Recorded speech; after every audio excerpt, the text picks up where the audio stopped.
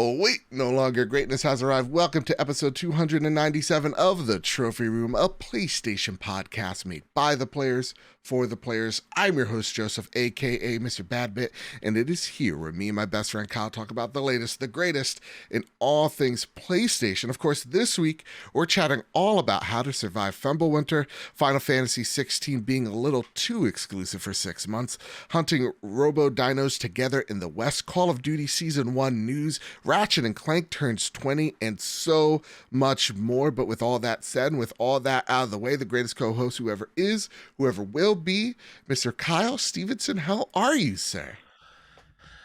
I'm okay. And before we get to the big reveal, sure, of why Joe's camera's off, yeah. Shout out to Stingray. He hit me up on Patreon. I was like, hey, I have these things from an old PlayStation experience. Oh, that I think you might like. And these are San Diego Studio like winter gloves. Oh, that's and they're nice. Dope. They're amazing. He was like, yeah, I know you love the studio. I know you love MLB the show. Yeah. And so these are yours, and they're amazing. So thank you very much, Stingray. I'm doing okay. A little bit under the weather as I'm holding back a cough right now. So and I do want to just express before again the tomfoolery that is about to happen on screen. I want to be a little serious for a second. Sure. Because once that happens, it's going to be really hard to keep my composure. Yeah, please don't say anything too heartfelt. I may cry and the makeup may run. Well, good luck. Okay. I just want to express so much love and thanks for everyone that sent their love about my nephew Owen. He is, oh my God. Oh no, you're dying. He is, no, I'm not. He is 1,000% so much better. He's running around. Like I mentioned when I went to the hospital to pick him up last week. He was like flirting with the nurses. He's feeling great. He's amazing, and your love and support helped me a whole lot during that time, and I just want to thank you all so much. It's truly spectacular to know I have so many amazing people who are willing to send some love my way and my family's way. So thank you very, very much. On the downside though, I do have what Owen has. Oh no. I have the same virus, but because I'm an adult, it doesn't. I won't be hospitalized from it, but I have been told by the doctor to stay home all week until Friday. Gotcha. I might even stay home Friday because I am still wheezing and coughing and whatnot. So if I'm muted and you don't hear me for a little bit on the show, I'm probably dying. So video viewers will be able to see. You're dead. I 1,000% expect to start dying as soon as Joe turns on his camera. Because Joe, why is your camera off? And could it have to be with our hugely successful Extra Life campaign this last weekend in Rome? Yeah, so first and foremost, I got to see you face to face yet again in Rome, New York. We got to meet with Sean Capri over at Carpool Gaming. Kevin and Taylor Ainsworth over at Save the Game Media. We had a team together. We combined forces, and together we raised over $9,000 for the Stroley Children's Hospital, helping kids like Miles getting the important surgeries they need. Absolutely. Oh, it felt so good. I think the final tally last time I checked was $9,101. Ooh-wee. Yeah, fantastic. We crushed it. And what I said on Twitter a couple days beforehand, I wanted to sweeten the pot. Right, we're already throwing in a $200, Ragnarok collector's edition. What can I do to get people to donate? Well, I said that if we hit $5,000, silly, I really should have upped it to $8,000. Now that I'm thinking about it, but I would don Kratos's face paint. I'd throw baby powder on my face. To be fair, 5,000 was the main goal. It was, and we crushed that in literally an hour. Yeah. Just to let you all know how we dominated that week. So I was just like, I'm gonna put baby powder on my face, gonna get some face paint. I'm gonna be Kratos on this episode of the Trophy Room. Oh boy. Oh boy. I can't preface this enough, audio listeners. Please tune into YouTube for this right now. Yeah. And before we unveil it, a little behind the scenes stuff. Yep. But Joe hopped on. I have not seen Joe yet. Nope. At all. I wanted to make sure my first reaction is the same as everyone watching on YouTube. Yeah. Joe, when he was talking about it, He was like, please don't make me cry or anything because the lipstick might get in my eye. This man didn't go out, but this boy, instead of going to, I don't know, a Michael's or a Walmart where they might have costume face paint on sale because it was just Halloween. Yep. This boy used lipstick for the Kratos face paint. Yep. And baby powder to make him look pale. Hey, I am expecting. Do you know the meme? Of course, you know the meme, Joe, of the baby covered in peanut butter, the making the noise. Meh. That is what I am expecting as soon as you turn on this camera. All right, are you ready? I'm so ready. I want to preface, I did all this 30 minutes before we started the show. And so what did Mama Badbit say? Well, she hasn't seen it yet. So imagine a grown-ass man walking into a Walgreens, going into the lipstick aisle, right? Obviously lost. And then buying baby powder. Think about that for a second. Oh, yeah. If I'm the cashier and I'm ringing up a man for baby powder and lipstick. Yeah. What do you say? You know? Oh, it's like, do you come up with an excuse? Like, no. This is for the kids? No, you just have to. Absolutely not. You roll with it. Just roll. All right, you ready? Just ring me up. Yeah, just let's get through this. Let's power through this together. It's like, oh, God. It's equivalent of like, it's equally of embarrassing of like buying a box of condoms with a gallon of milk. That's what I was thinking in my head. Or a bunch of bananas. I'm practicing. All right, Kyle, you ready? Yes, I'm ready. All right. 3, oh boy, 2, 1.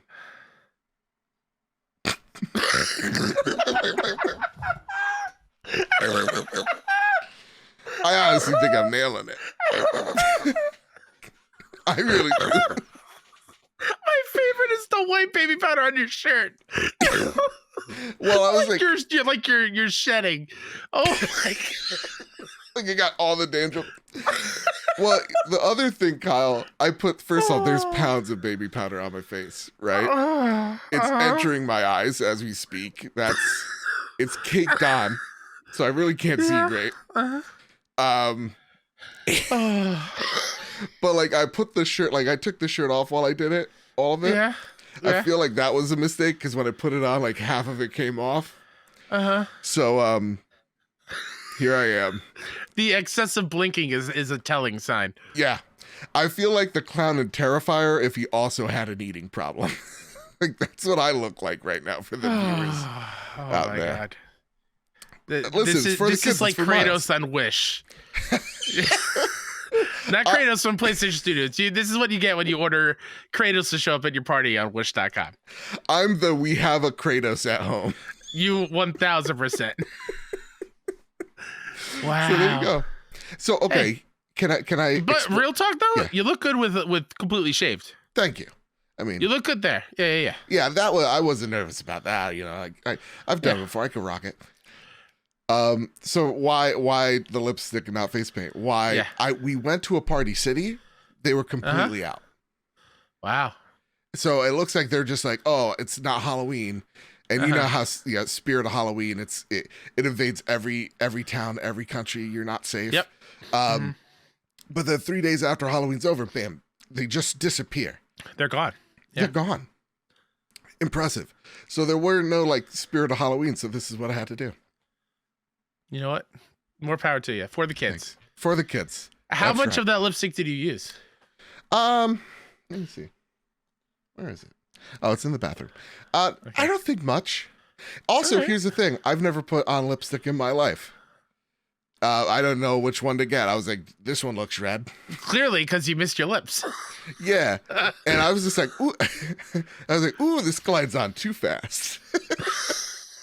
And that's why like the marking is so wide is because I messed up so much. I really hope, or I at least from my knowledge of lipstick. Yeah. Pretty sure it stains. Oh, yeah. Yeah. So I hope you have like a red stain on your head. I have an interview tomorrow morning. You're gonna get so tired after editing, you're just gonna go to sleep and forget this is what you look like. Absolutely. I also look like one of the wet bandits when they get electrocuted. Yes. That scared me as a kid. Yep. One day, yeah, because you saw skeletons and everything. It's wild. Yeah, it's wild. All right. It's time to talk about all things PlayStation. But before we do, just a little bit of housekeeping. Again, we raised $9,000 for Extra Life. Congratulations. Pat on the back to us. I want to thank our patrons over at patreon.com/PS Trophy Room. I want to thank our newest member, Mateo1606 at the bronze tier and Maximum Carnage at the silver tier. I want to thank our platinum producers, Todd Burowitz and Toxic. I want to thank our gold members, N. Johnson, Too Soon, Gavin Gottfried, Jose Jimenez, Jedi Master Ren, Metal Kirby, Stephen Flesh, Doth Simon the Pie Man, Chaotic Monkey, Enigma, Millennial Falcon Gaming, Sith Lord 92, and Shubbles and Bits. I want to thank our Silver Plus members, Awesome Dave, Hide Indoors, Naka Chaka, Marcus O'Neill, JB the Purple Monkey, Jados Von Metal, Tim Ulf, Justin Rodriguez, Cypher Primus, Captain Logan, Brenton Zachary, K. Grimm, Rick Arrington, Dewane Raksha, The Good Sir, Drellish, Foolish Fuji, Kevin Mitchell, Kevin Diaz, Elo 2032, Boba Boy N7, Jesse Garcia, Hambone, The Aztec King, Stone Cold E.T., Astronaut Jr., not to be mistaken with Astronaut Senior, Green Gorilla Gamer, Katie Stubbs, M9 Prime, Sean McKenzie, and Johnson, Final Fan XZ, Androzo, Ventate Tatted, Lamb Chop 93, and Justin Rodriguez. It's because of your support. It's the reason why we sound so good, usually look so great. It's all because of your generosity over at patreon.com/PS Trophy Room. And when you support us, you get cool little weekly shows. Yeah. So free. While we're on the topic of Patreon, sure. A lot of those names just really quickly. We got to see their faces. Yes. Awesome Dave was there in Rome, New York. Shout out to Dave. No, shout out to Dave. He helped us out big time. But he was doing a little backtrackers. How dare you? A little backtrackers thing on Discord while we were there, and we got to say hi and see everyone's faces that were there, which is great. We saw Yuna and Green Gorilla and a bunch of other people. They were amazing. Yuna's reaction was priceless. Amazing. It was priceless. Great. Yeah. And on that Patreon note,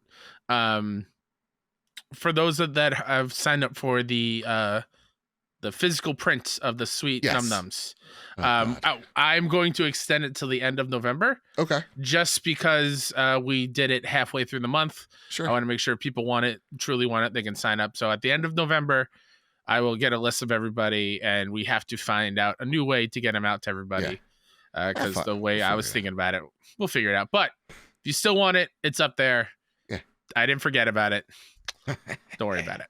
There you go. And now it's finally time to square up the news. But Kyle, here's the thing. I want you to pick, okay? Do you want to square up the news, or do you want to square up God of War Ragnarok gameplay impressions? I want to dangle that a little bit for later in the show. Fair enough. All right, Kyle. Keep the people waiting, because we've been playing all day today. So that's right. Honestly, I just did the show notes like 30 minutes ago. Yeah. Oh boy. We got lots to say. Spoiler free, of course. Of course. All right. Go for it. First bit of news that needs to be squared up. Oh, thanks, Luke, for filling in last week. You did an okay job. Tom Ivan over at VGC writes, Sony has reportedly partnered with NCSoft to make a Horizon MMORPG. According to news site MTN, the project will be developed by the South Korean company behind the Lineage and Guild Wars MMO series and target the global market as part of Sony's push into live service games. NCSoft is currently recruiting developers to work on the title, which is said to be listed as Project H in job ads. According to news site MTM, that's the same paragraph. Sorry. NC's sources previously told VGC that co-op was initially planned for the first Horizon game, but was ultimately scrapped so the development team could focus on other areas of the title. They said Sony had also been keen to include co-op in Forbidden West, but Guerrilla decided to save the future for a future project, which they believed would either be a standalone online spin-off or Horizon 3. Last year, Guerrilla was staffing up for an online game, although it's unclear if the title in question was a Horizon one. Among the roles advertised on the studio's website was the senior social systems designer position, whose job would involve engaging players in, quote, social interactions to create lasting relationships and, where compatible, create guild-like groups to explore together, end quote. guild-like groups to explore together. So okay, listen, this mystery Horizon multiplayer game is beginning to shape up. Hmm. So when you hear that it's an MMO, because we were thinking, at least I was thinking, this is like a Monster Hunter like experience. Do Yeah. you still think that is the case? I know you're not a Guild Wars guy. I've played quite a bit of it back in the day. But Hmm. what do you expect when you hear Horizon MMO? Are you expecting a watered down experience? Are you thinking of something like World of Um, Warcraftified? What do you think? I don't think it's going to be watered down. I Okay. still think it's going to feel Horizon. The world's going to feel like Horizon, and everything that you know about Guild Wars, friends who played it when I was in college, those worlds are vast and deep, and there's a lot to them. So I'm not worried about that. I still think it could very much just be like a Monster Hunter MMO. Yeah. I don't see any other way that it would work otherwise. Like, how would you do a Horizon MMO that doesn't involve you getting together and hunting robo dinos? Yeah, I think like the last paragraph says it pretty well. Guild Yeah. like groups to explore together. When I think of Guild Wars, I am thinking of these zones that you enter in and you see like this world in front of you, like this forest or whatever have you, seeing people run across the map and whatnot, but you're still hunting or finding mobs to kind of take down and kill. So like to me, I actually do see this still being the case of like I think that this is an in between of, let's just say, a Final Fantasy 14, I believe that's the MMO, Yeah. and something that meets Horizon's gameplay, because Hmm. MMOs typically have those 10 buttons, or macros that you have, like 10 different maneuvers. I know Guild Wars was a little different because it offered less, but you had different weapons that you get to cycle through. Yeah, this is like me knowledge of Guild Wars 10 years ago. That kind of got to change up your gameplay. So I actually think the developer and Sony make a whole lot of sense together. I actually think this is a pretty good marriage if that is the case. But are you a little bummed out, Kyle, that this isn't like simply Horizon co-op? No, Okay. because that just never interested me in the first place. You Fair know me. enough. I want to play it single player anyway, so So it's here's a just not my question. thing. Here's a question for you, sir. Yeah. Would you even be down for this online multiplayer Horizon game? Oh, I love Horizon, so yeah, I would check this out for Okay. sure. But you're Don't not know. going to be like, I'm going to go in a guild and whatnot. Unless like there is a really good story for me to latch onto. Okay. If I'm in there and I'm enjoying it and I'm liking the loop of it, I could be incentivized to come back and keep playing. But Yeah. from outsider looking in at this point, who have never really put time into an MMORPG before, I'm just like, hey, it's cool, not for me, but I'll try it out. All right, fair enough. See, for me, I was a huge WoW player, dude. I mean, Oh, we know. old We time know, fans know. Mhm. So this scares me in the sense of like I love Horizon. I do love a good MMO. They suck me in and they get thousands of hours out of me. So Yeah. like I'm a little scared to enter this realm because I'm afraid of what it will do to my mental health. Because is that not what that genre is all about? It's just like making it the only thing you play. I mean, I feel like that's what they try to do with those things. yes, for the most part, it's they're big time sinks is what they are. Like Yeah. for me, I remember playing World of Warcraft. That was my main game, and then I had quote unquote games on the side, that I would play. But WoW was the thing for like 2 years. That's all I did. So for me, looking at the opportunities for Horizon, it's actually I think this is a pretty good marriage, but I just want to know what the setting is going to be, and that's what Stingray's question is, as he writes in, just like you can too if you join us over at the Trophy Room Discord server or at us at PS Trophy Room on Twitter. He says, "Hello, gents. In regards to the Horizon MMO, if true, what tribe would you want to be a part of? Take care." Simple question, hard hitting, and I would say this. I don't want to be a tribe I already know. I feel Yes. like the area in which Horizon takes place, or Aloy stories take place, that's perfect. Let that be where the story is. I would actually love to choose, like, I would like to be in Europe or like Asia Yeah. or somewhere like Yeah. different. I think that Elsewhere would in the be- world. Yeah. Mhm. Yeah, so that you are able to play around with the tribes a little bit more of making it, not to say like your own, but making it stand out a bit more. I'm so down for that. Yeah, yeah. Because I was gonna say, honestly, the only drive I can think of is the Nora. Yeah. But Or like, Karja. or the Karja. Yeah, yeah, The yeah. Sundom. The what? The Sundom. Oh, the Sundom. Yeah, yeah, Yeah. yeah. See, it's been a bit. I tried to hop in before God of War. I played a little bit. But... Oh, you what a mistake. Yeah, no, I like your whole the deal. Hold on, let's go to a different part of the world and see what's going on there. Yeah. Yeah, So- sounds great. Nagashaka writes in. They go, the Horizon IP is getting a lot of love from Sony. Horizon Forbidden West, Horizon Call of the Mountain, a Horizon Netflix series in development. Oh, also a Horizon remake / remaster rumored, Sure. and now a Horizon MMO. Do you think a Horizon mobile game could be coming at some point? You never say never. Here's the thing, Kyle. If it's gonna make money. But what would that game look like? Like, that scares me a little bit. I get it, like they're going into mobile. Oh, easy. What is it? It's just Strike. Oh, actually, you know what? I take It's all just that back. it's just a Strike game. You know what? Put Horizon Strike on Yeah. mobile, and I Yeah. think actually we're in, because Yeah. I was really scared of, like, how are we gonna make that work? Sure. I mean, I just pulled that out of my ass. But Yeah. I think that makes a lot of sense. Because you're right. What would a Horizon on mobile be? I don't want to be hunting dinos on mobile. There's Yeah. no way. What else is there to do in the world of Horizon that would make sense, like on the go? And that's the thing, like, what's gonna be something that is quick, that we're talking about, like, minutes, you know, like 5 Exactly. to 10 minutes tops, and that you could put away and you could feel fulfilled, feel like you're making progress. That is I think a question more broadly pointed at where Sony is in the mobile space. What is their aim there?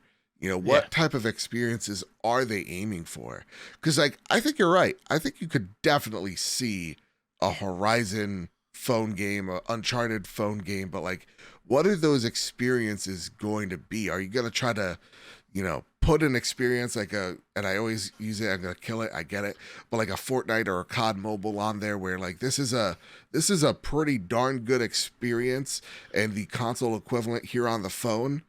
Or are you going to do something that is more of what we see from phone games, of like your Bejeweled or your Marvel Strike Force, or what's the new one, like Marvel Snap, right? Oh, it's so good. So that's actually I think the broader question, which is, I think they're going to probably try to do all of the above there. Yeah. Yeah. Why would you not? Horizon's made them a bunch of money. It's a flagship IP. Yeah. Why not? Why wouldn't you want it everywhere? We see what happens when the Last of Us show gets announced. People want to play the game, like your brother. Yeah. You know, they see this really cool mobile game. They'll get them into the game. Hey, do you know all these games exist? When they see the Horizon show, they're going to want to hop in and experience Aloy in whatever form they can get. Now, are you concerned though that, like, maybe we're getting a little bit too much Horizon all at once? Because we're talking about, like, let's think about it. We're here. getting all of this news all at once. I don't think we're getting all of this stuff at one time. I think it will be spread apart from each Fair other. enough. Because I was thinking, like, you got Horizon Forbidden West this year. You have Yep. Call of the Mountain next year. Yep. What is, maybe we get that remake the year afterwards? Sure. Like, does that scare you that we're maybe oversaturating the market with Horizon stories? Or I mean, honestly, it always scares me because I don't want it to feel watered down in any way. But I think I think the route that they're going is going to be, what's the word I'm looking for? Symbiotic of each other. Okay. They're all gonna like, oh my God, it was right there. they're all gonna work together. They're going Right. to work together. They're going to gain from each other All being in different things. So like that remake, what rumor remaster, whatever it is, it's going to get the same thing that The Last of Us Part 1 did with the show. Yeah. I guarantee they're going to aim it for whenever the Horizon show is out on Netflix. Yeah. And it's going to have similar kind of effect. So for me, I when we hear that a lot on like whatever show or person is like, is this too much? I always think about Star Wars. I always think about the MCU. We're always getting those questions like, is this a little bit too much MCU though? And then the movie does $1 billion. So it's like, 1000%. obviously, no. I don't think to move it towards games, I don't think Horizon is anywhere close to Assassin's Creed fatigue. Yes. It is nowhere close to that Ubisoft level AC every 8 months or so. And as long as the experiences are different from each other, then I think that's really the big tell, right? Yep. Because it would be one thing if all these games played exactly the same, but they don't. Yeah. Yeah. All right, there you go. Yeah. That's our thoughts on that. Again, I'm excited actually for the MMO. I'm just nervous because it may take all my life. Yeah. That said, Kyle, before we get into the next story of the news, I just want to say, Yeah. please don't be intimidated. Please don't be intimidated, because I feel like you're a little scared right now because you're looking at Kratos, and I'm just here to tell you, it's me under here. It's me under all this makeup. I look at you. I just want to ask how Kratos felt about the 80s, because clearly it looks like you had a great time. There's a lot of angel dust all over you. Honestly, Kyle, my nose is itchy. This eye, I want to touch it. I just want to rub it. This eye, I can't really see much out of it. I'm a bit of a mess. Oh, man. Bit of a goddamn Amazing. mess. Hey, you know what else is a mess? What's that? The director of FF16, which we'll get to in a second here. Oh, boy. Okay. Rebecca Smith over at PS Lifestyle writes, Final Fantasy XVI is PS5 exclusive for 6 months only. When FF16 was originally announced, we knew it was only going to be exclusive to PS5 for a limited period of time. But now a new trailer has suggested exactly how long that exclusivity period will be.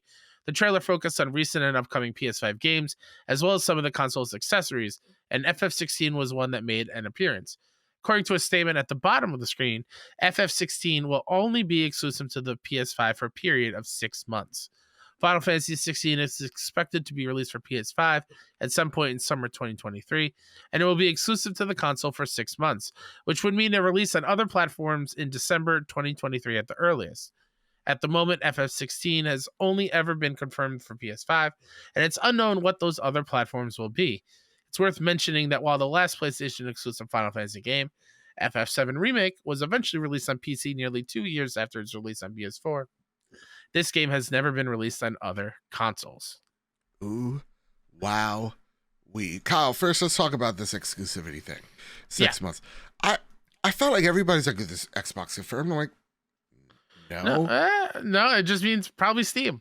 It means Steam and Epic Store. Like, yeah, like what happened with Final Fantasy. Again, just like how this story says, just like what happened to Final Fantasy VII Remake. And just because it says exclusive for 6 months doesn't mean that Sony isn't keeping it like they did with Final Fantasy VII Remake.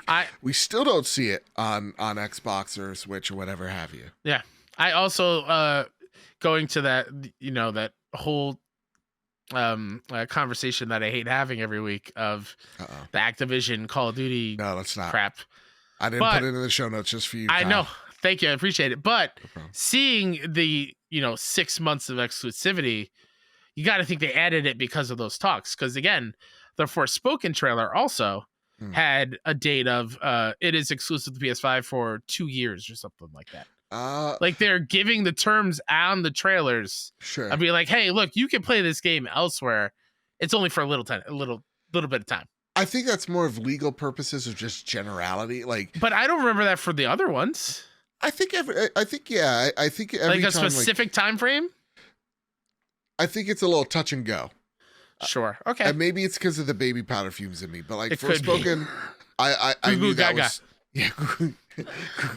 when you had like exclusive like Call of Duty maps, it'd say it in asterisks like until this date. Exactly.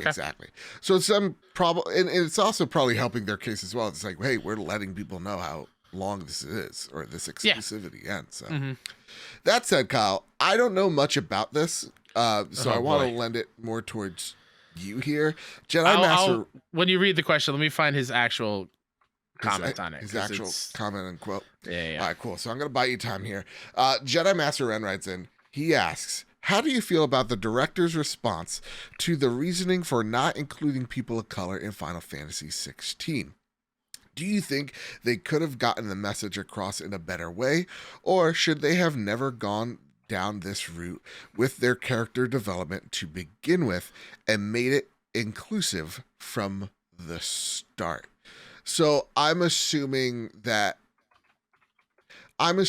Kyle, you could butt in when you got the quote, but like when I'm thinking of Final Fantasy 16, the trailers I've seen, there aren't a lot of like, brown folk in there, right? It's a lot of, white British dudes. Here, I found the actual quote. Yeah, go for it. So this was at an IGN interview with the producer Naoki Yoshida. Okay. The question that IGN asked was, in regards to diversity in the game, can we expect to see black characters in FF16 or people of color, non-white characters in general? To clarify a bit more, there's been discussion around the trailers to date featuring mostly white characters. I wanted to get clarity on whether we can expect the final game to be more diverse. And then Naoki Yoshida responds, this is a difficult question, but not one that was unexpected, seeing as diversity in entertainment media has become a much discussed topic as of late. The answer I have, however, may end up being disappointing to some depending on individual expectations. Our design concept from the early stages of development has always heavily featured medieval Europe, incorporating historical, cultural, political, and anthropological standards that were prevalent at the time.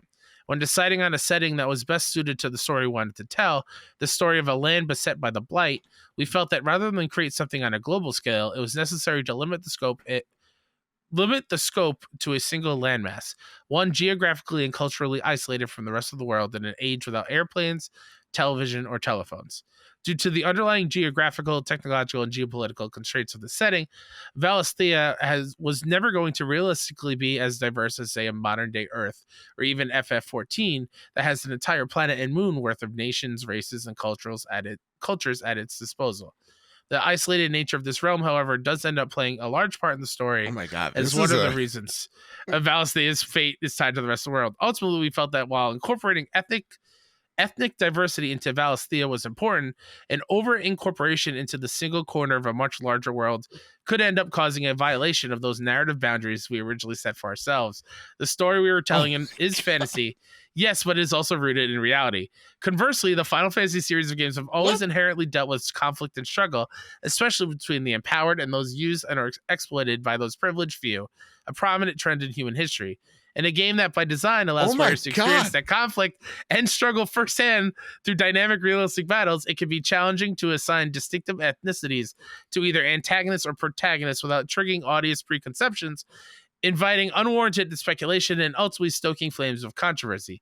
The best part of pulling inspiration directly from history, however, is that it allows us to revisit and re-examine our own past while also allowing us to create something new. In the end, we simply want the focus to be less on the outward appearance of our characters and more on who they are as people who are complex and diverse in their natures, backgrounds, beliefs, personalities, and motivation. We're a few sentences away. Okay. People whose stories we can resonate with. There's diversity in Valisthea, diversity that, while not all-encompassing, is synergistic with the setting we've created and is true to the inspirations from which we are drawing.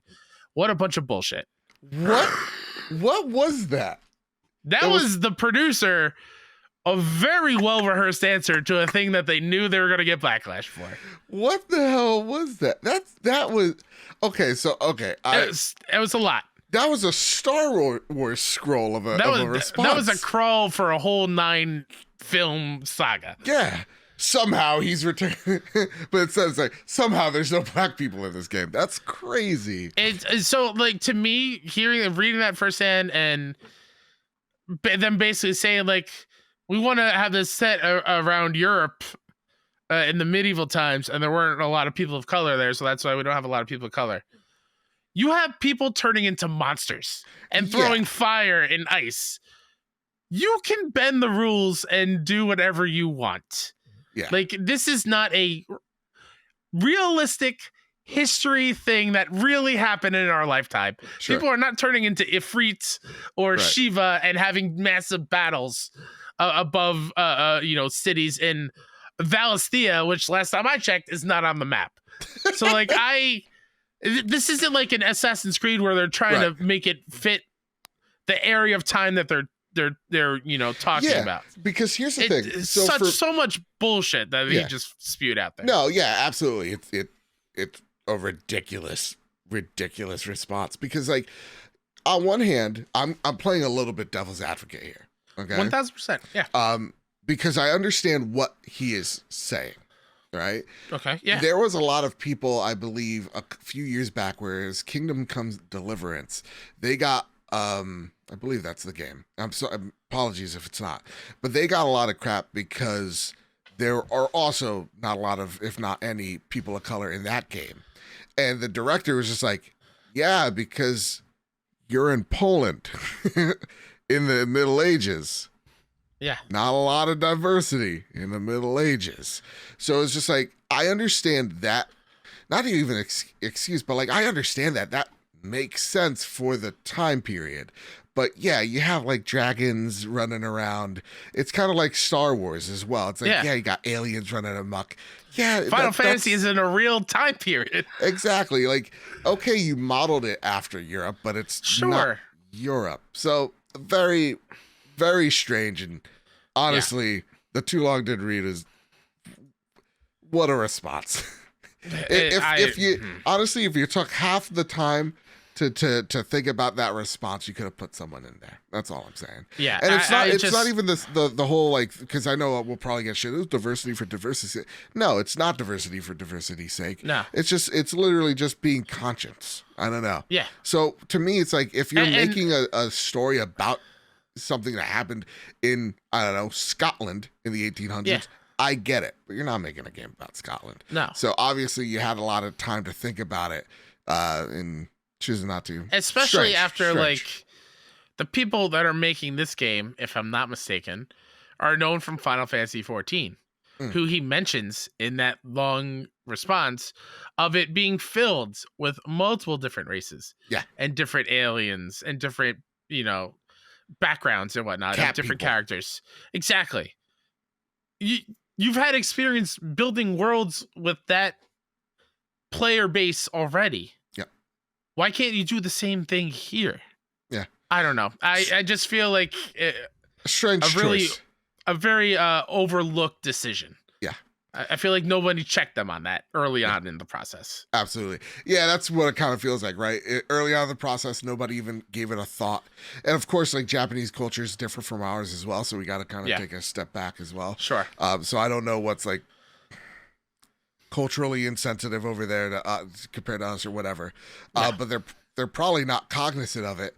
And then, somehow really late in development or design, they're like, oh, we just noticed there's no Puerto Ricans in here. You know what I mean? It's strange. Again, just a strange choice. Yeah, does it deter me from buying the game? No. Is it disappointing? Sure. Is it one of the strangest replies that I've ever heard in my life? Absolutely it is. Yeah. Yeah. Yeah. That is a double check verification if I've ever seen that. All right, Kyle. Enough about that. Too long on that. Let's talk about something that I missed last week, and I'm now super glad you're here so we can talk about it this week. Sure. Christopher Dring over at gamesindustry.biz writes, why PlayStation London Studio is leaving VR to create a fantasy online combat game. From SingStar to iToy, Wonderbook to PlayStation Home, and most recently VR, London Studio has a reputation for working with and often defining new technologies. Not all those projects succeeded, but the ones that did would go on to inspire the entire industry. Today, London Studio has announced its next game, a currently untitled online co-op combat game set in a fantasy London. There's no plastic microphone or VR headset in sight. It's certainly unique for the company, but it's hardly the leap into the unknown that it is famous for. Quote, we are proud of the history and innovation that we've done over the years, supporting all sorts of PlayStation technology, whether that's VR or AR or microphones or whatever, says co-studio head Stuart White. Innovation is always going to be at the heart of what we do. If you look at our heritage and the titles we've done, there are a lot of firsts in there, and that will continue. Even though we're not working on something that uses all different bits of peripherals, it is still about taking that DNA of innovation and putting it into any game concept, end quote. The game in question is this titles that's been teased today, which Saunders says is being built specifically for PlayStation 5. Quote, "It is our most ambitious game to date," Saunders says. "We're going to take all of that innovation DNA and apply that into this online co-op combat game. In our concept art, you're seeing a take on modern fantasy London. Our overarching theme is bringing fantastical and magical elements and intersecting that with familiar worlds. And you don't get much more familiar to us than London." White adds, "The game idea came out of an ideation process that we embarked on with the entire team. We created a high-level briefing document, but with a lot of latitude and scope within that. And the team came up with loads and loads of ideas. We got inspiration on the process by talking to our colleagues at Guerrilla Games. We were fascinated about how they went from Killzone to Horizon Zero Dawn, and this was the exact process they went through." This has me so excited because Studio London is such a talented studio. And when you take a look at it from the outside, you're like, oh, these, like, why should I be excited for this? Like, they made, peripheral games, right? Yeah, Wonderbook failed spectacularly hard.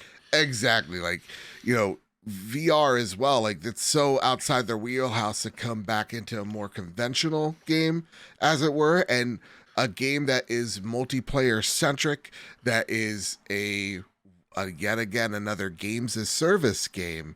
To me, this studio is just so good at what they do, and I feel like we never give them a shot. We never give them their flowers. Yeah, we never give them their flowers because it's like, oh, Blood and Truth was on PlayStation VR, whatever. But that's one of my favorite PlayStation VR games. Yeah. I hope I can play it on VR too. Yeah, VR Worlds or PlayStation Worlds. That was a fantastic little experience there. And yeah, say what you will, SingStar, it was huge. Exactly. So they're incredibly versatile. And the screenshot that they gave, it's in a fantasy London, and actually kind of to mirror back at the last bit of thing there. Different types of characters running around this world, throwing fireballs. It's diverse as all heck. That's awesome.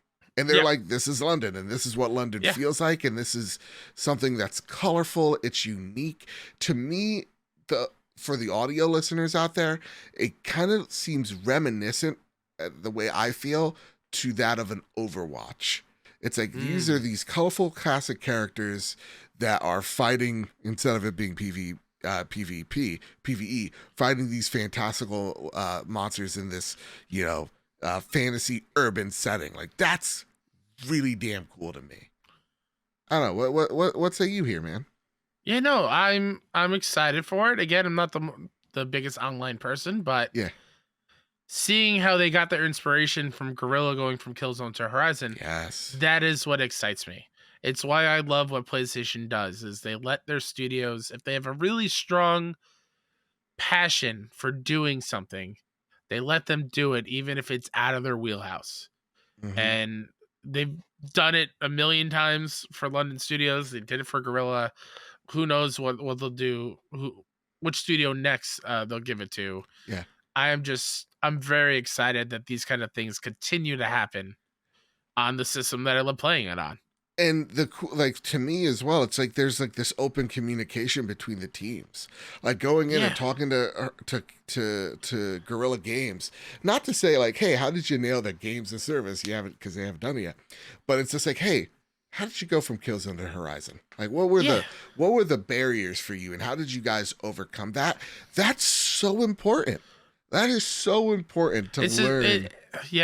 Those types of hurdles, because you have to think about like doing, like tying your shoe one way and then tying it the totally different way, right? Like you have to kind of trick your mind or rewire some things. And this is like rewiring a whole group of teams together to make these things work. And honestly, I think they're so capable. I cannot wait to see what they show here. Yeah.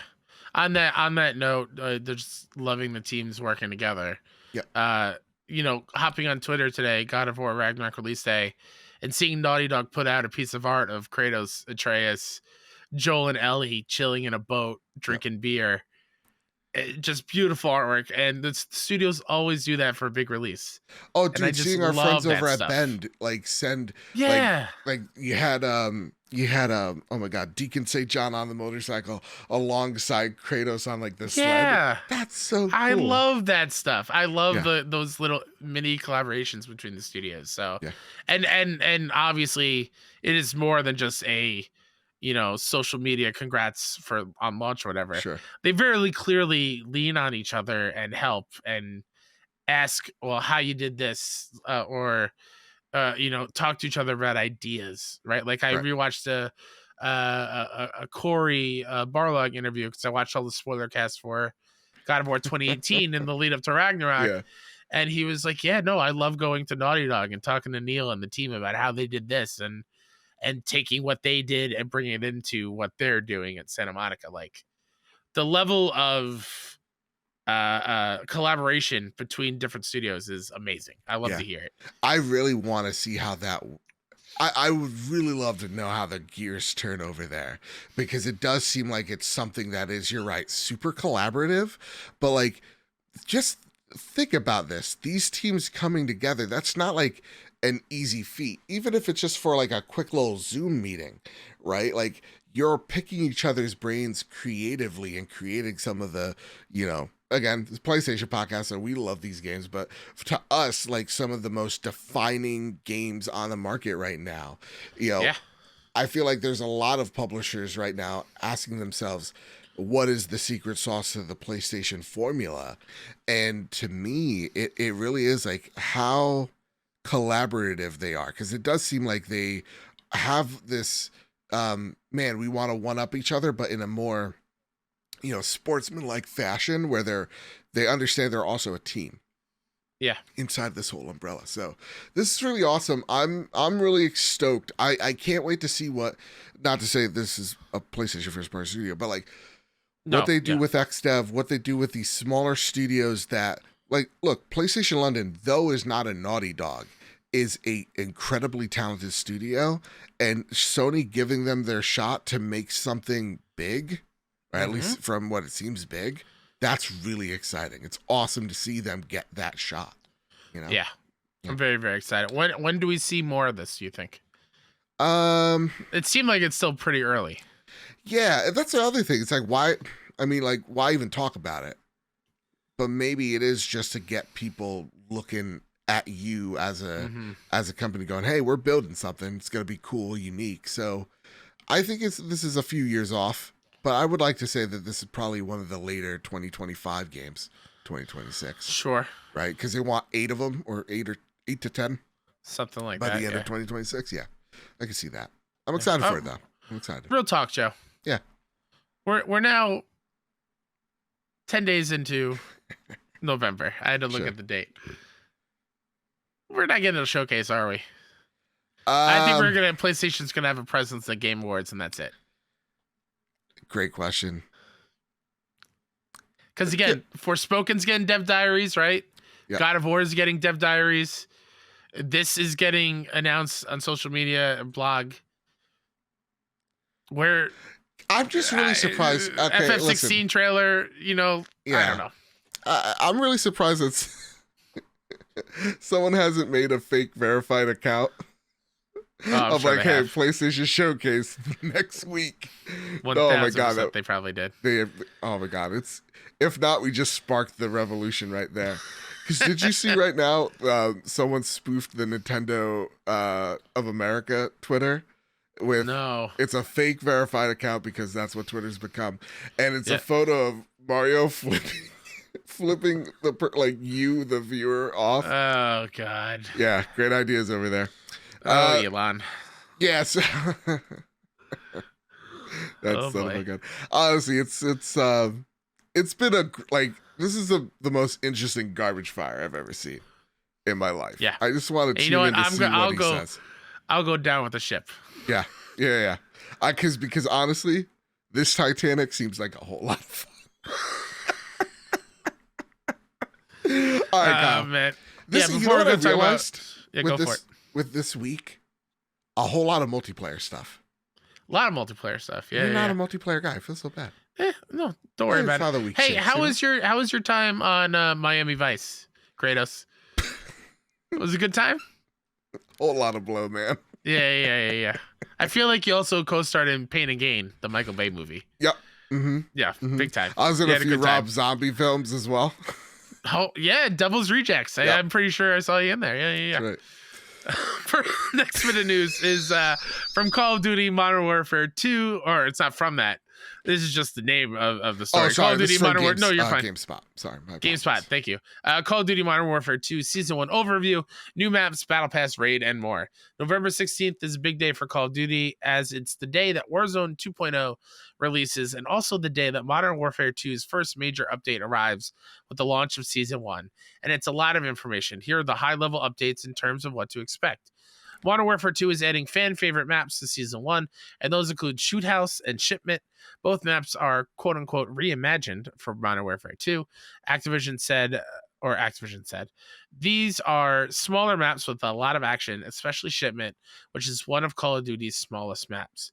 Season 1 also adds a new battle pass with an update. Players can now choose from different sectors of the pass, so they can choose to focus on progression towards specific items in whatever order they want. As usual, players can buy the battle pass outright as well. In terms of new content, Season 1 adds 4 weapons and 6 total operators. Additionally, Season 1 adds a new Spec Ops mission with the game's first raid. Activision said the raid will be narrative-focused as it continues the Modern Warfare 2 story in some capacity. Finally, Season 1 from Modern Warfare 2 adds a new seasonal prestige system featuring more challenges and rewards, as well as the CDL Mosh Pit, which is a more competitive multiplayer mode. It is the precursor to ranked play, which is coming in 2023. Now, Joe, I'm not a multiplayer COD player. Yeah. What are your thoughts on the news? Great question. That was your question, original question from Mr. Kelsey. Yeah, it definitely wasn't written by coked up Kratos. Nope. And I see 5 of you right now. No, so guys, I'm back on the Call of Duty grind, right? Doing the best Big I time. can be. If you checked out our Extra Life this past weekend, Joe was destroying fools. Oh, you know what I forgot to get? Mountain Dew Code Red before the show, because that's what I was also looking for. I was looking for Mountain Dew for the double XP codes, and yeah, I was just I am totally addicted to Call of Duty Modern Warfare 2. As of recording, I have platinumed the game. It is nice, unironically one of my favorite games this year. I'm loving it, and the multiplayer feels great. This is huge. Like, first off, Call of Duty in the first 10 days has already spanned over $1 billion. They almost did it in 3 days, right? And now they're doing this Warzone 2.0. So they're doing a new Battle Royale game, relaunching it with this new DMZ mode, which is really impressive on paper. So first and foremost, we're hearing all this news and we know that people are playing it right now, and or streamers and the big content creators are playing it under closed doors, and everybody's like, you're not ready for what they've made here. This is truly next level. It's a brand new map and everything, right? Brand new map, brand new everything. DMZ kind of feels like, again, another Tarkov-like experience where there are bots on the field, there are elites that you have to take down, loot that you can gain. Oh wow. Okay. And it really is reminiscent of like a Titanfall or like Halo 4. If anybody played that multiplayer, it was all right, guys. Relax. That type of Warzone experience that game had, but on a much larger scale. So everything that you see here, from like introducing the map, Shoot House is an amazing level. It's so good. Shipment is iconic. That's already gets me in the door, right? But then you do new Spec Op missions, that's okay, given. But raids, so it's like, then they're also doing this Destiny element on top of a Battle Royale, a Tarkov-esque experience, the Call of Duty you already know. Now this raid, like, Call of Duty is going to be absolutely massive, and it already is, but this is huge. It seems like they're really trying to tackle, there's a little something for everyone for Call of Duty, and I'm digging it. This looks impressive. So I'm all in, and yeah, give it to me, man. I can't wait. Is Go for it. Is this the first? Obviously, this game's first raid. Yeah. Has Call of Duty done a raid in years past? Not that What? comes to mind. That's wild to me. And it's very that Destiny-like. Just like There's bosses. I was gonna say Destiny-like, or like since it's puzzles. rooted in, real life weapons and. Yeah. Seeing you blink away the baby powder, the lipstick. It's the lipstick. It's starting to burn. Yeah. Is it more Division-esque in those raids too? I'm thinking like, it's going to be be more like health Division. bars and whatnot. Yeah, I think it's going to be more Division than Destiny. I think actually that's a way better analogy. Yeah. Yeah. So awesome, and the story is incredible. And where that game ends, Kyle. Ooh-wee. Is it okay? This is me being a big dum dum. Yeah.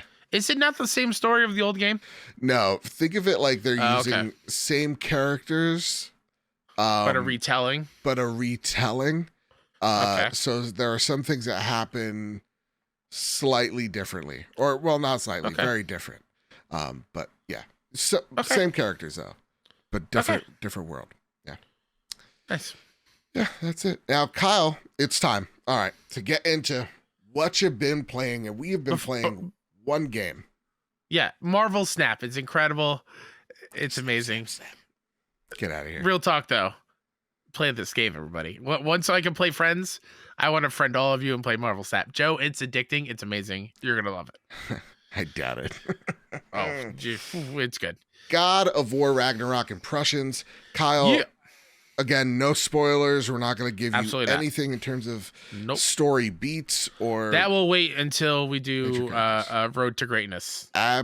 Later this month. Absolutely. So walking in, Kyle, what were your expectations for God of War Ragnarok? While I'm talking, do you want to wipe a little lipstick off your eyeball to save you some pain? I'm powering through. Okay. Expectations walking in, they were sky high. Yeah. That I had that feeling of like, I don't want to play anything because I know God of War is so close. Yeah. I don't want to put my time into anything. I just replayed God of War 2018. I watched all the spoiler casts. I read all the bit of lore. I'm doing the show with Kevin. We're Road to Ragnarok. Like I am all focused on God of War. So walking into today, although I'm mad at GameStop because they still haven't shipped my collector's edition. How dare you? The controller can I get the hammer? Can I get the hammer? Oh, you want? Yes, I'm Please. Not at all jealous. My hype is at an all-time high. I went to Best Buy as soon as it opened. I came home, I popped it in, ate lunch, and then just played all day. Played a good 4. I think my clock is like 4 hours 15 minutes. I think 4 hours 15 minutes is how long I've been playing today. What I will say, not spoilery, they did the thing where all I've seen are locations from the trailer. Yes. And I love that. And I'm only 4 hours in. Yep. Yeah. I love when, so there is really everything that you have seen in that game so far. All the trailer stuff is in the first 5 hours of that game. So far. So like, I haven't seen anything that's outside the trailers, though. What I have seen, there's a couple things. A couple that things? I know that I haven't. No, that I know that are coming that I haven't seen yet in the game. Oh, fair enough.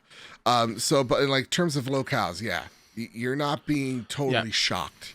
No. That said, yeah, Joe, where's your excitement for it? My excitement walking in is this is to me one of the greatest games ever made. Full stop.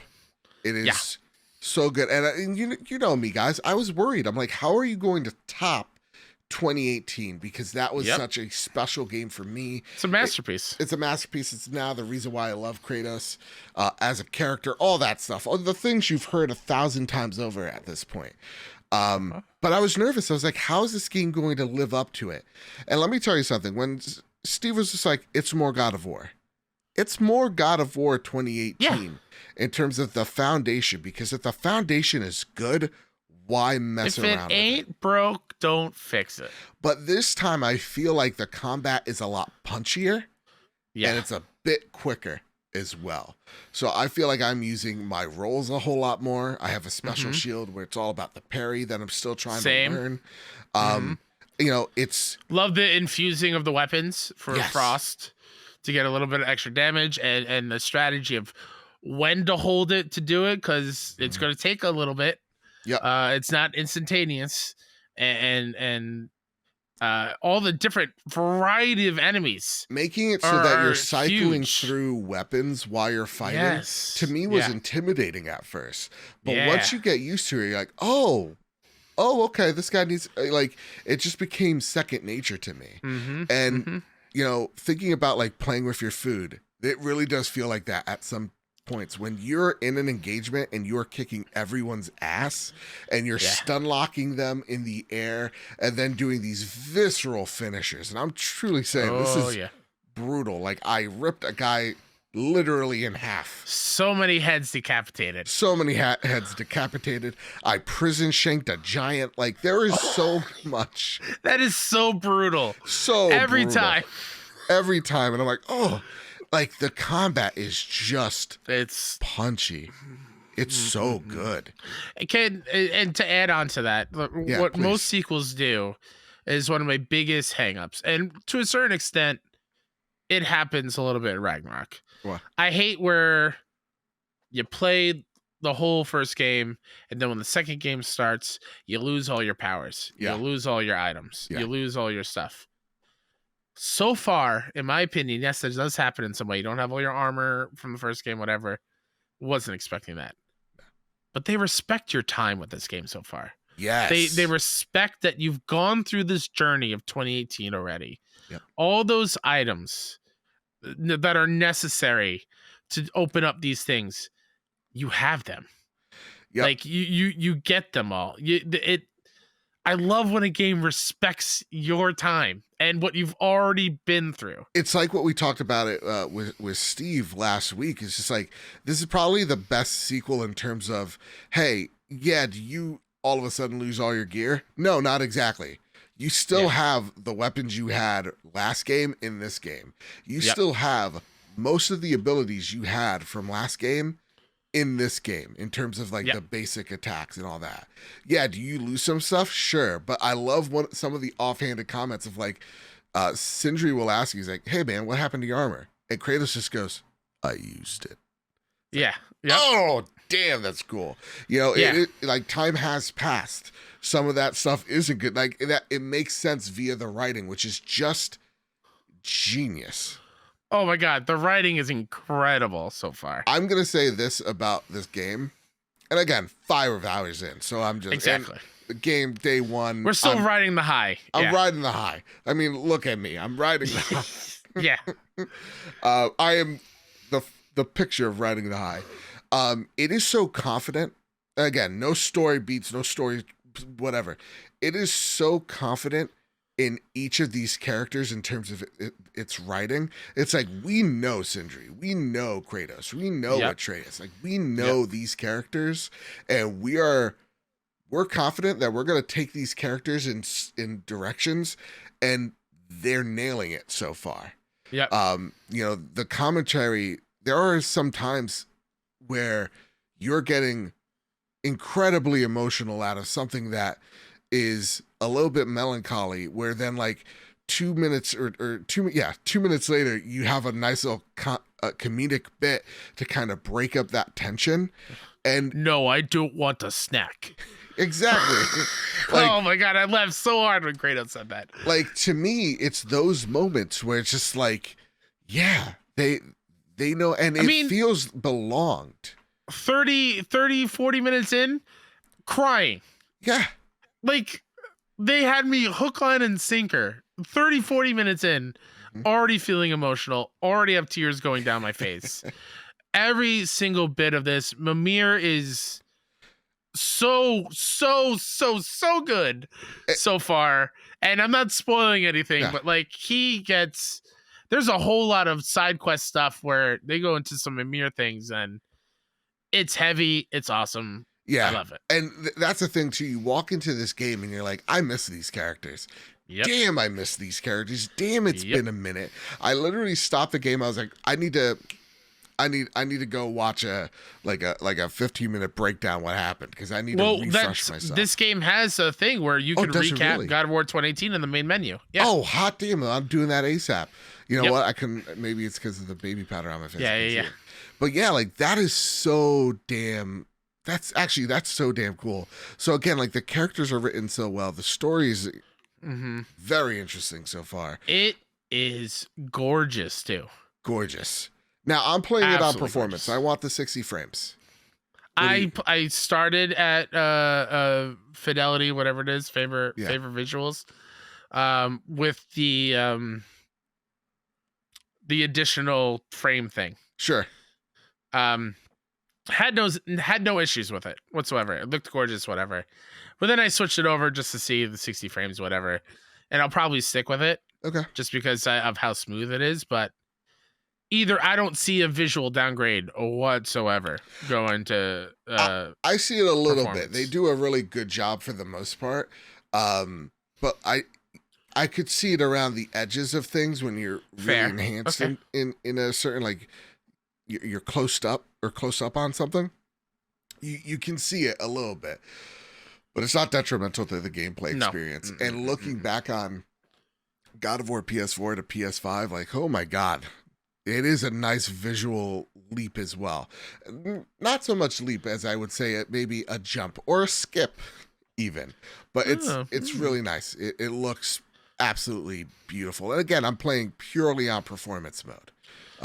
So God. To backtrack a little bit. Yeah. Just talking about characters. Uh-huh. Thor might be my favorite character. Ooh. Ever in a God of War. As far as like adversary. It might be a little too early. Sure. And this is not spoilers. We know he's in the game. Yeah. From what we've gotten and you know from you're him so far. Yeah. It's so good. So damn good. Incredible. It is. That's all I'll say. Also, you are the face of Thor. You can now say that. I am. Yes. I went to the mocap studio. Just the face. Just the face. Yeah. Honestly, guys, look at my boy here, Mr. K-Step, and then you take a look at my boy here, Thor. Put them side to side. And you don't tell me if Kyle just grew his beard out a little bit more, he was not Thor. Exactly. Get some more tattoos. Mm-hmm. Once I have that Mjolnir in my hands, it's finished. Maybe I'll do a cosplay. Maybe. Hey, if I can do it, you can do it. Except I won't need baby powder. Honestly, it's really stinging my eyes. I did not know how distracting this would actually be. Yeah. Bottom line is, this is one of the best games I've played this year. Yeah. I'm so very excited to see where this story goes. Yeah. I'm just in awe that PlayStation put out so many high quality titles in one year. Thank God you didn't say that other word. Now, Dewane Rock Show writes banger? I mean, they're all bangers. That's implied.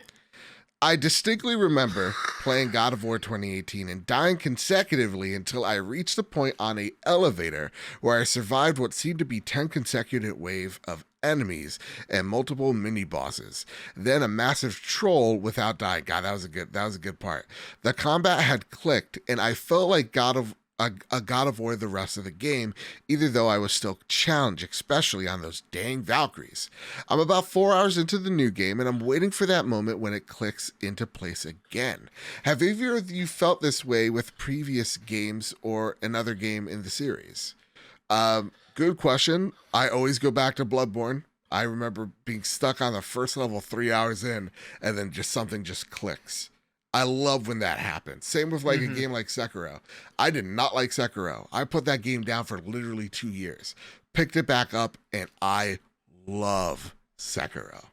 Cyberpunk, another one. I was like, oh, this combat's kind of eh. And then again, I play it last month. I'm like, this actually is fantastic. So I go through that actually more than I think I let on. What about you? I think it's easier for me with this one just because I did just beat the first game. Fair. Like not that long ago. So there isn't too many training wheels on right now of relearning how to play. Although I did they do a fantastic thing where you can remap buttons. Mhm. So I instantly remapped dodge the circle. Same. I As it should be. I can't do X or cross. I can't do it. I would not be able to play Ragnarok if that was the case. Although I've tried to do it a couple times. Maybe it's just not in Ragnarok, but the 180 to turn the other direction. I haven't seen that either. I can't do it yet. And I wonder if that's because I remapped the buttons and it's just like maybe a glitch. I don't know. Maybe. But it's a little strange. Maybe it's in the accessibility options. Could be. Makes you think. Yeah. Also, I just want to go back because we were talking about, I forget what we were talking about, but the vibes that I'm getting from this game, when I talked to Steve and I was like, is this like Godfather 1 and Godfather 2? He's like, yes. It's actually a great analogy. And while playing this game, I was like, actually, you know what? We could use that if you want. But I think God of War Ragnarok might be their Empire Strikes Back. Ooh, boy. That's the vibes I'm getting here. So, oh, boy. Honestly, yeah, this plays well. The story is compelling. Characters are equally so dang good. Cloudside writes in, now I've played a few hours of God of War Ragnarok so far, and I love it, and it's definitely worth the wait. Regardless of which game wins Game of the Year this year between Elden Ring and God of War, gamers are winning and having two very, very good AAA stellar games in 1 year. Horizon and a few great indies stand a chance too. What are your thoughts on this, guys? To the people who are saying gaming is in a drought in 2022 have not been paying attention. Oh. There's so many good games this year, Joe. Oh, yeah. There's so many good games. I mean, like, indies have carried this year for sure. Yeah. I mean, AAA games, though, yeah, you're seeing the hit of COVID, but it's not like this, like, I have nothing to play. You definitely have something. And we're, it seems like every other week now we have a major game coming out. Yeah, 2022 is a great year for gaming. Next year, just looking at the titles, it's going to be even better. Yeah. But like when you think just on the PlayStation side, what I alluded to earlier, Horizon, Gran Turismo, Last of Us Part 1, God of War Ragnarok. I'm sure I'm missing one in there somewhere. Astray. Yeah. The pretty spectacular year from PlayStation. Honestly, it has been really great. Like you talk about, like, yeah, you have Horizon, you have Gran Turismo, you have Last of Us Remake, you have God of War. Like those are 4 AAA games right there. Like whatever, regardless what you think, if you want to really take the remake out, if that's gonna make you feel better, fine. Sure. You have 3 games that sold really, really well. I also think a lot of people really dug Ghostwire. Sure. That was also a PlayStation thing this year. Yeah, so there's been PlayStation. a lot of good PlayStation games this year, and when I think about Ragnarok versus Elden Ring, yeah, this is going to be a very interesting year because honestly, I don't know who's going to win. I said it last week. I was just like, it's going to be really hard for Elden Ring to be dethroned, but Jesus, if that first hour of God of War Ragnarok is not some of the most compelling first hour of a video game on performances alone. Yeah. I don't know what is. So, like, to me, yeah, God of War is going to be great. And no matter what game is your game of the year, that's awesome. Like, don't let what Jeff Keighley says be the deciding factor. Of love what you love. Yeah, love what you love. And we all know that the Trophy Room Awards is right around the corner. You bet your ass I'm working overtime to make sure we dethrone Jeff Keighley. Yeah. Dethrone him. So, yeah, again, God of War Ragnarok. Gameplay is stellar. If you haven't already, you might want to pick this one up. Kyle, before we end this little segment, how many copies do you think this thing's going to sell? Oh, man. I mean, like in its first week, right? Like, I think the number last time for God of War was 3 million. Spider-Man was 3.3 million. And then Last of Us Part 2 was 4 million. Where do you think Ragnarok is going to lie in that conversation? Because here's the thing, it's out in the middle of the holiday season, and let's be honest, I will say it has been a slower year for AAA blockbusters, so it has this month to itself for the most part. It doesn't compete with Call of Duty. They're 2 different games. The promotions have been stellar, like, I don't know who wore this makeup better, me or Ben Stiller. Honestly,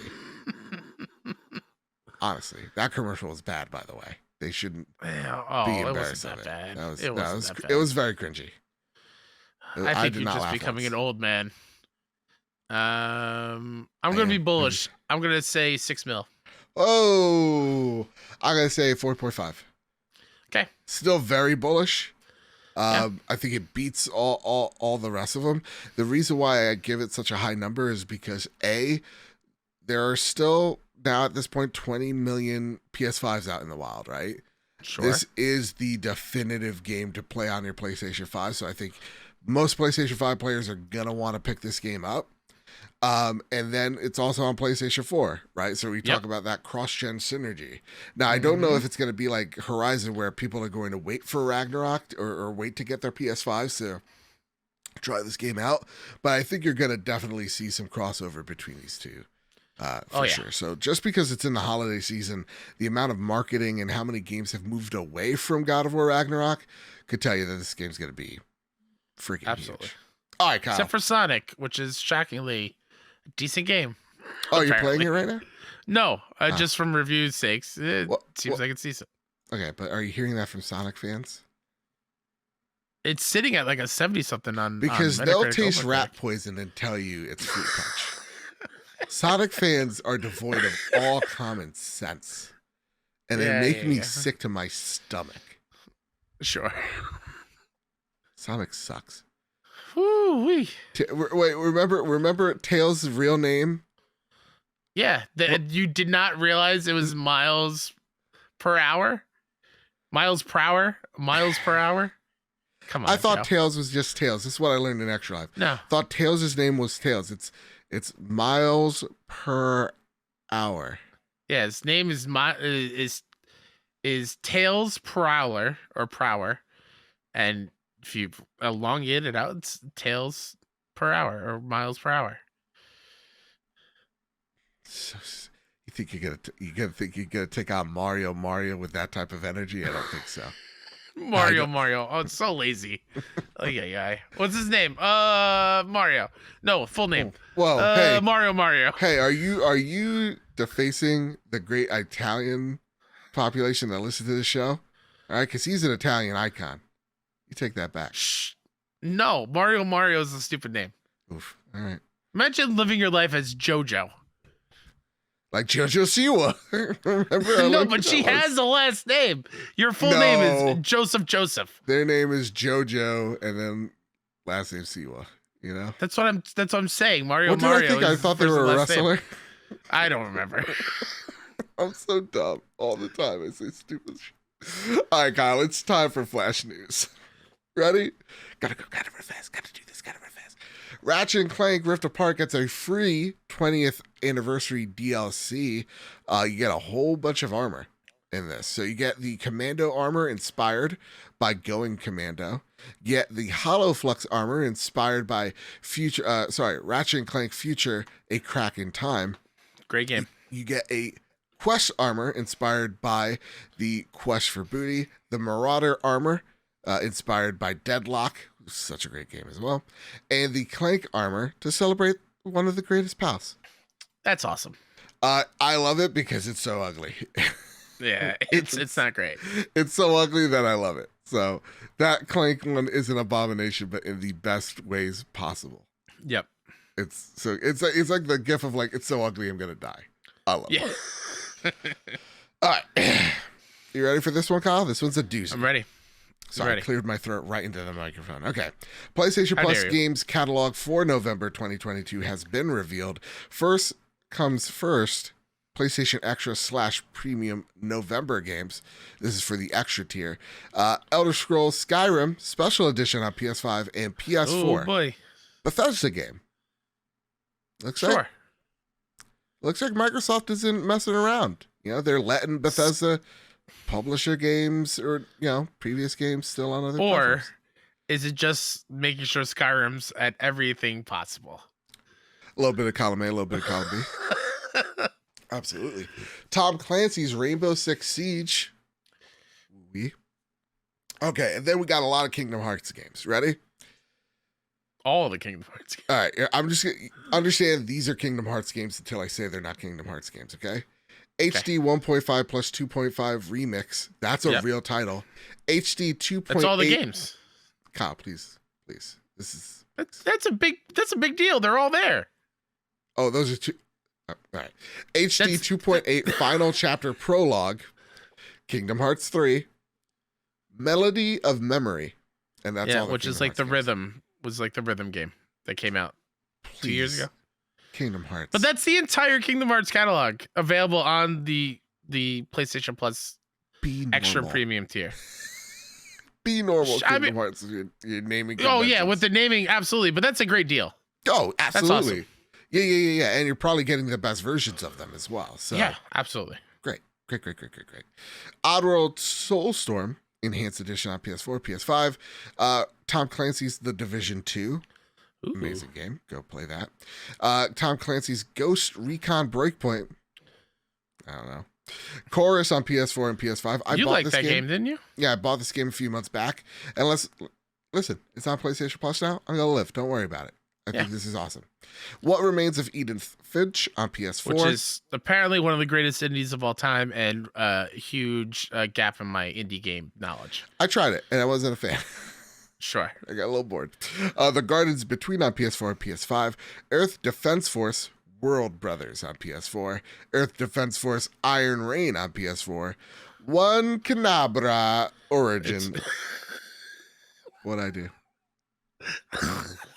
What? Just the way you said it. It's Oni Chanbara. Ooh. I am so sorry. But that's like sexy ladies killing zombies, the game, if I'm not mistaken. All right. Well, we get to offend them then. And then your PlayStation Premium Classics for November. They're all Ratchet and Clank. So it's Ratchet and Clank PS3, Ratchet and Clank 2 Going Commando, Ratchet and Clank Up Your Arsenal, the best one. Ratchet and Clank Deadlock on PS3, Ratchet and Clank Future Tools of Destruction on PS3. Wondering why they stopped there. Are the other ones already on there? Yes. Is Kraken Time and Into the Nexus already there? Yeah, I believe so. Okay, good. Still, premium's not worth it because these were games that were on now before it was taken off. These are streaming only titles. How many times are we gonna read an article where it's just like, hey, Syphon Filter, we saw it in the Koreans rating board and we don't. Yeah, Dino Crisis, it's there. Where is it? They accidentally put it in and it was in there. It's like, come on guys, what are we doing? Premium really does need more work, but you know what, hopefully in time it'll get there. Kyle, are you holding on to something? Yes, I have to find it. Prepare the drop. Here are the latest steals and deals coming to the PlayStation storefront. On November 8th, Cobra Kai 2 Dojo's Rising on PS5, PS4. Yeehaw! Return to Monkey Island on PS5. Ooh. I'm on board. Once everything clears up, I'm going into Monkey Island. What was that? Like a month after the other systems? Yep, the Switch one. Yeah. Sweet. Sonic Frontiers on PS5, PS4. The Letter Classic Edition on PS4. Yum Yum Cookstar on PS4. November 9th. Yum Yum Cookstar. November 9th, a little game called God of War Ragnarok on PS5, PS4.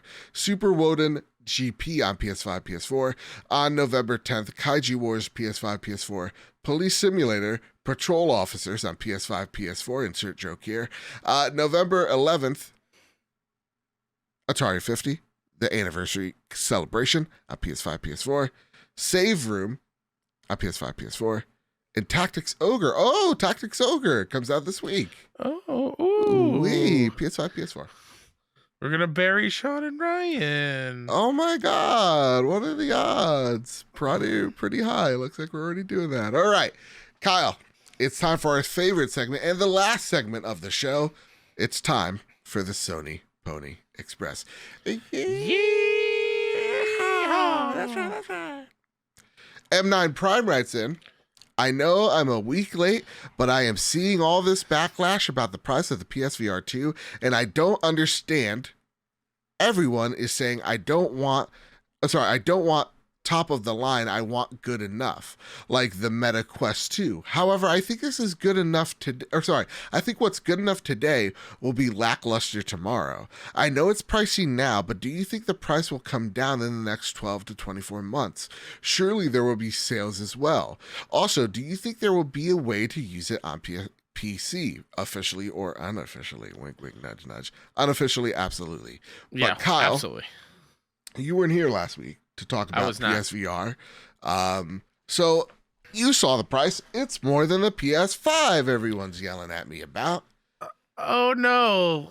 Shocker. That's me being fake about it, because I feel like we figured that out. How angry. I know.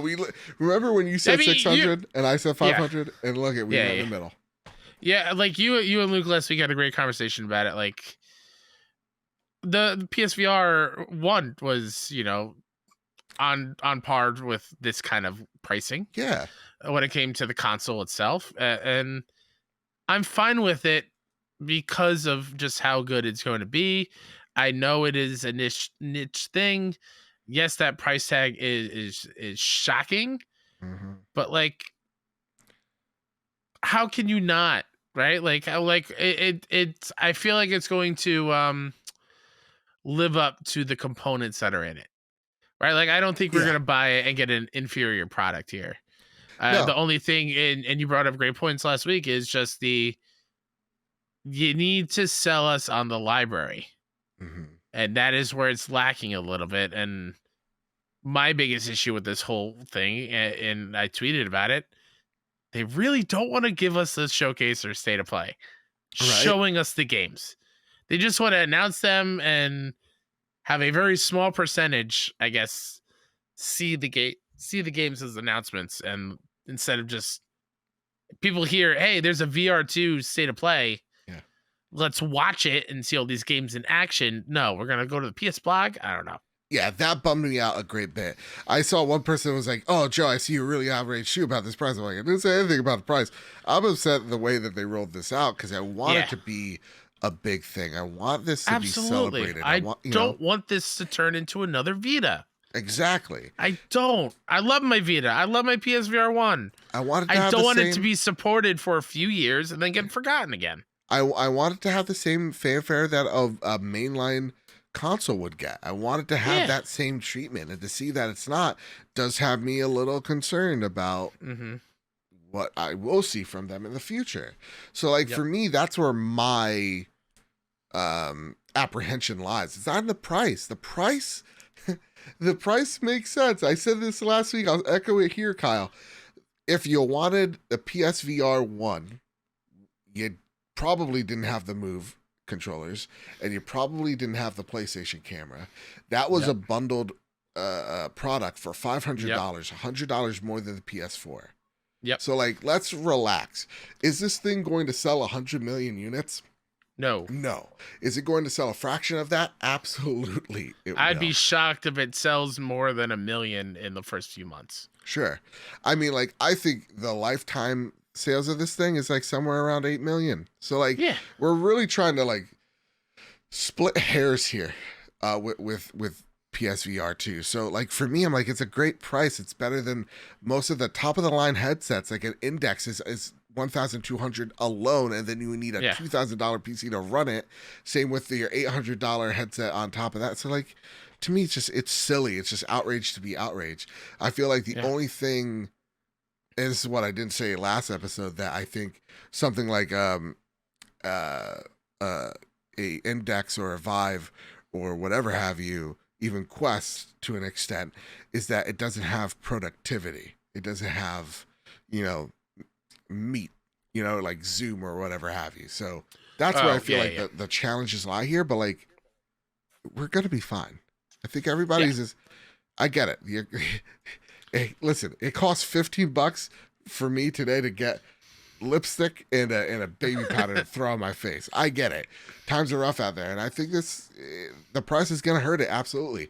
But they know that these companies are out to find a way for this to break the mainstream, and PlayStation thinks it's with games. Yeah. Okay. Absolutely. That said, GMac 99 writes in. 000. Double O. Double O Mac writes in. Please read this entire Sony Pony Express question in Yeehaw! preferably the FDR or Arthur Morgan voice. Well, which one are we getting? I don't know because the baby powder has entered my throat in such a way. First off, I look like Joker at the end of Dark Knight. Absolutely. You know? But and your smile is over your eye. Yeah. But like I'm like a Weight Watchers. All right. So, or you look like an orc in Lord of the Rings. An Urukai. All right. Yeah. Greetings, fine sirs. I'm doing the voice that the 2-star guy hates just on purpose now. To do a little spot. With Kyle eating an Easter egg basket as his first tattoo. Wait, what? Getting, not eating. Yo, god damn it.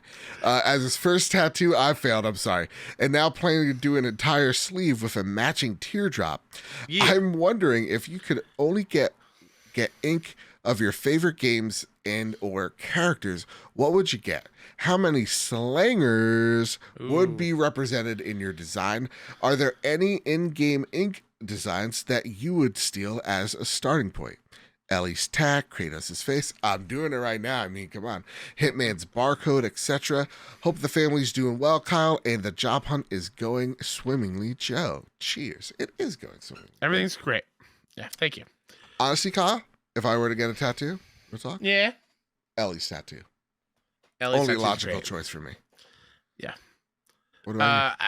I feel like I've spoken about it on the show before, and I've told you about it a million times. I feel like I've said it a bunch. Well, the audience don't know.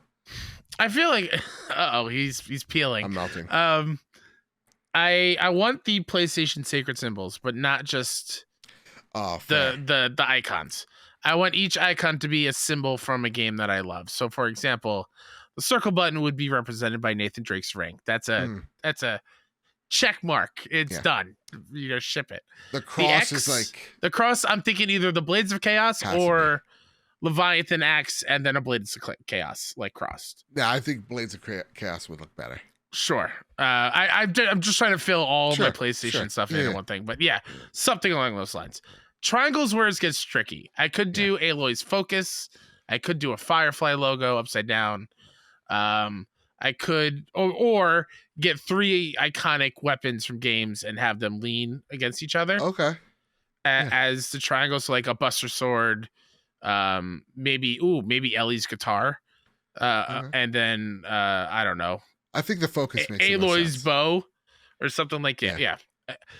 Squares where it's a little tricky. Circles the ring. Oh, sorry. Circles the ring. Square's the tricky one. That one is where I jokingly was like, yeah, a box from Crash Bandicoot, but I don't know. Oh, that's cool. But that would be 2 Naughty Dog games in there. Exactly. Right? Yeah. So is there an Insomniac thing? I don't know. So I have to think about that, but ideally that's what I want to get. Astrobot's head. It's kind of square. I don't know if I want his head though. Decapitate him. The Blaze of Chaos. But that's what I want to do. But yeah, Ellie's tattoo is great. Firefly logo, obviously. The games that really mean a lot to me. Yeah. But for me, I can never settle on ink. First off, that's so cool. Oh, I'm getting fresh ink. That's dope. I'm not cool enough to have any of that. But yeah, that's probably as far as I would go. I would also wouldn't mind getting like actual lines of dialogue. Oh, I would never that are like impactful. I would never do letters of any sort, any combination of them, because I hear just horror stories of it being misspelled. Maybe like the A is like not in the right place, or it's a little sunken down. Like no. I know a lot of tattoo artists that are like, I could paint a Picasso on you, but I can't do, But we know somebody now in Kelsey that I trust, Yeah. I wouldn't give her that type of responsibility. God forbid she messes it up. She didn't mess up mine. But again, these are letters. I have letters of mine. Do you really? And the stars are the letters of the But like, God forbid. Kids. God forbid I sneeze.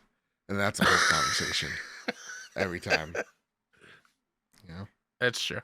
Actually, no, then that's a memory, right? You're like, oh, remember that one time? I sneezed and I got this needle in my arm. Remember that? You're telling me, Joe. Yeah. You wouldn't get anything Bloodborne related on you, like the saw cleaver. I thought about the Hunter's Mark for a little bit. Yeah. Still probably no. Oh, come on. That's just boring, dude. You just gotta, we just. How about a full back tat of just amygdala? Honestly, I would. Yes. No, tramp stamp. Tramp stamp of amygdala right there. Or amygdala. How about or the oh yeah, I said that wrong. What? I said amygdala. Is it amygdala? It is amygdala. The menses guy. Just peep it up on tramp stamp. Just poking his head up. Some say cause, or whatever. Yeah. Yeah. Mm-hmm. Green Gorilla Gamer writes, Yeehaw! Time to get heated about something. F you, Sony, for bundling the PlayStation 5. Oh, wow. This is some energy. Oh, my goodness gracious. Oh, no. I would have used the bleep button, but I literally can't see right now. They've bundled it with the Horizon Forbidden West and now God of War Ragnarok. And that sucks. Why? Because at GameStop in Canada, they to prevent scalpers from getting them, they bundle it a second time.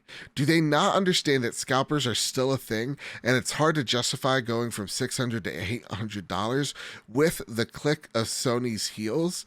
The double bundle is not helpful or cost effective. Do you think bundles are helpful? What is it with the new trend of tech being so astonishingly pricey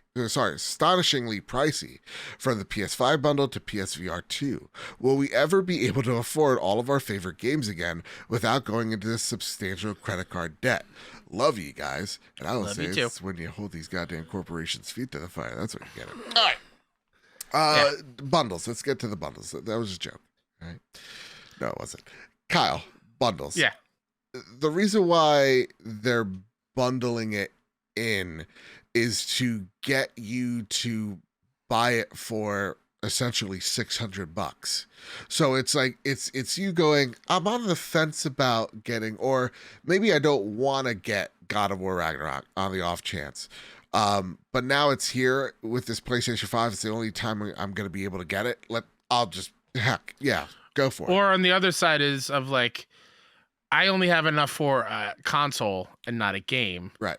But seeing it already bundled in feels like that decision is an easier sell on an impulse purchase. Where like, I'm just thinking back when I was younger and new consoles were coming out, like, oh, Mom and Dad, can I get this? And they're like, well, then you're going to want a game too, and that's too much money. But like, if I was younger me, be like, oh, but this comes with the game. Like, you don't have to worry about that. Yeah. I feel like that's an easier sell as well, and a more it's either the illusion you're that trying you're to tell getting a yourself deal. exactly. I do think the GameStop like double bundle thing is stupid, and I hate it. I understand where they're coming from, but it's dumb. And it's not even to prevent scalpers at this point. It is also for them to make sure that they're getting attachment on that console, so that they're walking away with you paying for an extra controller, for an extra headset, so that they can earmark it and get more money at the end of the year from these peripheral. And speaking of GameStop, as of right now, as of recording at 10 p.m., Mighty's Collector's Edition has still yet to ship. Hot damn. How dare you? What is going on? I pre-ordered it for a reason. Yeah. Now, that being said, though, Kyle, why is tech being so expensive? I mean, there's numerous reasons as to why. I mean, the economy as it is. Yeah, economy as it is, global recession, global inflation, Russian aggression, you name it, that's what's causing it. Chip shortage is still a thing that is being solved. So all those things, that's why you're seeing these skyrocketing prices, which means that, this is going to be this way for the next 5 years, easy. So it's unfortunate, but I would not go into credit card debt for a PSVR 2. Absolutely not. Don't do it. Yeah, no. The FOMO ain't worth it, son. All right. Last question comes in from Yuna. Oh, Kyle, if you can't tell, this is really going into my eyes. Oh, I can tell. You're I think it's a whole affecting lot. my attitude at this point as well. Because I'm like, let's go. We got to wrap this up. Not for the sake of time, but the sake of my eyes are burning. Una writes in, "Hi there, guys. Hope you're both doing well. So this past Saturday was National Redhead Day. So shout out to Hey. all the redheads out there, especially a certain Aaron Way. Una, your thirst, unquenchable. Knows no bounds. Knows no bounds. My question this week is, what do you use to track what you're playing for games? Members of the community have discussed this in the past. Some websites they use are GG or backlogged mainly, and I have always wondered if you two have gotten on the train using these sites or anything tracking site related. So I throw the ball over to you guys. What do you use to track the games you are playing? Great question, Una. Great. Joe, do you use anything? Question. Nope. And I feel like I should though. I feel like I should. I use GG when I remember to do it. And that's the thing. I like the interface of GG. I don't get into like actually writing reviews for all the games or whatnot, just because I don't have the time. But the white's I do getting log into them. the red. Yeah. It's been like that the whole show. Oh, it hasn't been like that the whole show. Yeah. But that's what I use. It's a great app to use. I just need to get better about using it for what I wanted to use it for. Same thing with like Letterboxd for movies. Yeah. Like I just realized I forgot to log all the movies I've seen in the last couple of months, so I went on a spree and logged like Barbarian and Smile and all that stuff. Wakanda Forever. I know, tomorrow. If I'm feeling better, I might have to cancel my ticket. We have to go on Friday. But I needed to bring Amy with me because I'm gonna be an emotional wreck. Yeah, like, this movie is going to destroy me. And Luke Snore, aka Luke Lore, goes, I don't know if I want to see you yet. Luke, you're never allowed to fill in for me again. I know, how dare you? Sucks, dude. What are you talking about? I've been telling you this, man. Oh my god. Yeah. But no, I should, because at the end of the year, I'm like, what did I play? Dang it. And that would be so nice, because unfortunately I play way too much games. It would be really nice to just get caught up on everything. Oh yeah, that was great. This was great. And kind of having it's that a good way diary. For when we do the trophy room rewards too, to kind of look at when you're trying to think about where everything lands. Yeah. And I how look to do nominees so and whatnot. ashy. I kind of, when I smile and went like this, turn this way, I kind of look like a character in Twisted Metal. 1000% you do. You're awful. Sweet Tooth's uncle. I'm Santa's cousin, Ashy Claus. That's all. Oh boy. Oh man, audio listeners, you're really the main proponent of this show, main audience of the show. You're really missing out.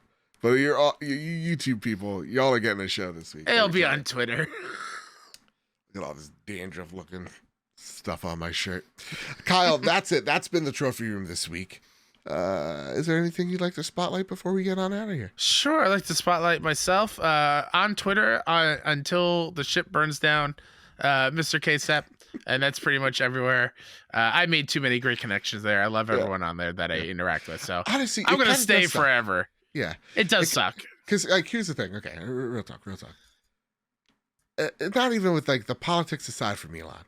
Like the Elon bro, stand down for just a sec. Just put down your pitchforks, lay down your arms, and just understand he's been making some mistakes, right? He can't say that this has gone swimmingly. Yeah. You know? It's been pretty rough. But again, here's the thing. I'm in for the chaos. And yeah, I've met so many people. Like, until there's an app that's gonna replace Twitter, which I bet if anybody's doing it right now, it's Zuckerberg, because he needs an escape raft stat. You know, I'm gonna stay here until the ship sinks. Until there is another alternative that is worth it. Yeah. And right now, I don't think there is one. No, there's not. We're not going back to Facebook. I'm not. Yeah. No, absolutely not. Too many people I know that will just ruin it for me. Yeah, exactly. No. Yeah, no. Again, you know, Twitter's great the way you use it. So like for me, like I just look at, like, I don't make hating Elon Musk my personality like some folks do, but I'm all in for the memes of Elon Musk. Yeah. And I feel like that's beginning to haunt him. It's like I am being memed constantly. Yeah. It is. For a man that bought it to enable free speech, he sure doesn't like what some people are saying out there about him. Nope, definitely. He made comedy legal unless it's about him. Exactly. But on other notes, Mr. K stuff everywhere. If you want to check out all the indie game news and whatnot, go hit up 61indie.com. That's SIXONEINDIE. We just celebrated our anniversary. So some Patreon changes there. You can check everything out on Twitter at 61indie. We'll also be streaming on YouTube now instead of Twitch. So yeah, check that out. Yeah, and you could check me out over at Mr. Badbit, where you could check out this look. You can go over at PS Trophy Room, follow us there. You can follow this show, the Trophy Room, here on Apple Podcasts, on Spotify, on Google Play, wherever you get your podcast service of choice, and of course the video version on YouTube. And rate us 5 stars, because it really does help us out, helps us grow and all that jazz. With all that said, with all that out of the way, everybody keep your wits about you, keep hunting, and keep playing PlayStation. See you guys.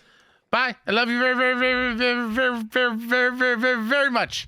I made up for Luke last week. He didn't say it. Yeah, he did say it. He was really weird about it. No. Bye.